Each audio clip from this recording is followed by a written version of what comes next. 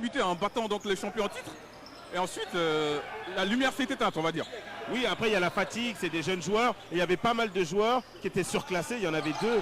Donc on espère que cette génération a beaucoup appris et va nous apporter à l'avenir. En tout cas, dans l'avenir, on pense avoir une belle génération pour amener la Guinée au plus haut niveau. Alors qu'il y a eu des changements côté Oroya. Raté de la part de Doumbia qui a pris un coup au visage au passage. Et le voici, le jeune El Hadj Omar Ouang.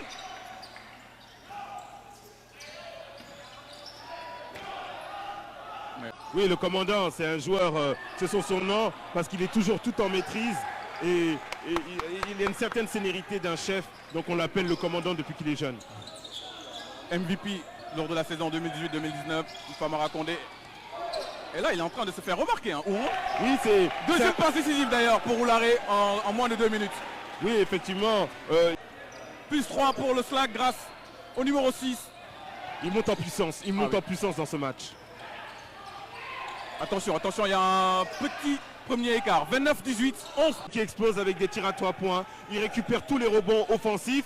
Donc forcément, la domination, elle est là.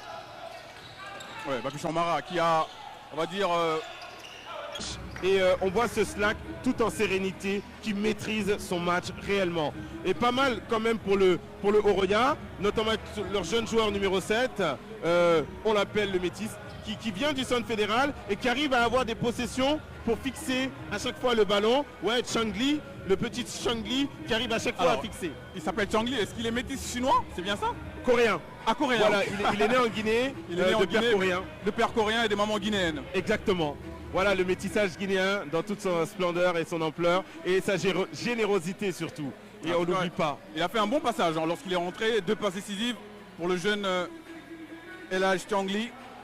Oui, il est très jeune. Il vient du centre fédéral et aujourd'hui, il intègre cette équipe de Oroya. Et c'est une chance pour lui d'intégrer justement cette mutation du championnat avec 6 grosses équipes qui vont lui permettre de progresser avec pratiquement 30 matchs dans la saison. Donc vraiment, je pense que c'est très bien pour cette jeune génération. Allez, il reste 21 secondes à jouer dans cette première période. 32-18 en faveur du Slack, les champions en titre qui ont tout simplement déroulé le rouleau compresseur. Hein. Là, l'écart est de plus en plus conséquent.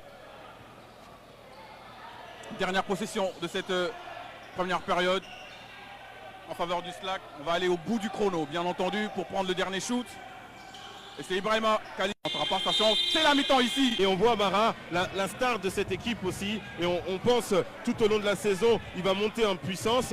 Et on ne ment pas dans le basketball. Les talents se montrent et se voient sur le terrain. En tout cas, le Slack hein, peut vraiment se prévaloir d'avoir peut-être les 3 meilleurs joueurs. En tout cas, il y a 3 très bons joueurs hein, dans cette équipe avec Papichon Mara, avec Mamadi Keita, mais également Famara Condé. De quoi, pourquoi pas, aborder les prochains éliminatoires de la Basketball African League de façon un peu plus sereine que les années précédentes. Même si on rappelle quand même qu'ils ont perdu le pivot titulaire, hein, Bachir Bella Diallo, qui allait jouer du côté du Sénégal.